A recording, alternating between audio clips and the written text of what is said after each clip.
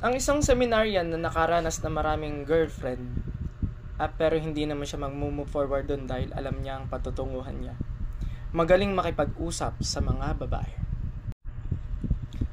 Ang kagalingan sa social skills sa pakipag-usap sa mga tao, especially sa karanasan niya sa mga girlfriends niya nung araw, kayang-kaya niya mapapayag ang iba-ibang babae na magustuhan siya.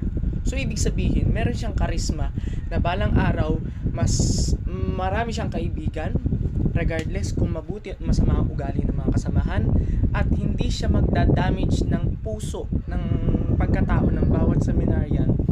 Particular siya sa network, sa komunikasyon, sa pakikisama. Kapag ganyan ang traits mo, isa yan sa asset mo. Pwede ka ma-recommend patungo sa kabila kung yun ang values, di ba? Kung hindi man, at least yun yung asset ng values mo na, alam mo yun, medyo charismatic ka, hindi siya pushy.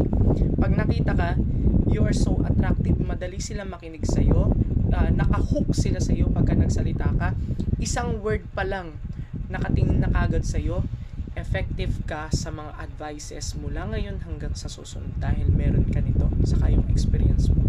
And then, pagka sa usapin ng mga tungkol sa gender, tungkol sa pagpapayo sa mga ikakasal, sobrang galing mo. Hindi ka naman ikinasal sa babae, ngunit ikaw ay naging pari na magaling magpayo during the canonical interview. Sangkap mo kasi yun. Aside do sa pinag-aralan mo na rules, laws, ordinances, or kaya mga systems ng simbahan, yung mga experience ng tao, makaka-relate sila dun eh. Pag na-hook mo sila doon, makikinig sila sa'yo. At kapag nakinig sila sa'yo, yun na. Susundin nila yung mga payo mo kasi nakarelate sila sa'yo at nakarelate ka rin sa kanila. Yun yung pagiging matalino para sa akin. Kaya experience muna kayo. Pero syempre, mag-iingat kayo syempre.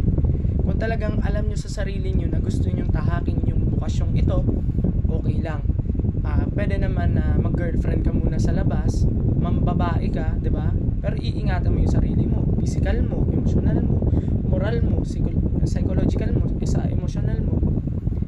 Along the way, kapag ka nai-adapt mo ito, mas lalong nagiging magaling ka, nagiging maingat, saka nagiging, alam mo yun, magaling ka sa game, sa laro. So sana yun ang natutunan nyo sa akin. And then, kung hindi nyo maiintindihan to, okay lang din, hindi ko naman kayo pipilitin. Pero pag naintindihan nyo to, 90%, magiging magaling kayong seminarista, magiging magaling kayong pari, maging charismatic.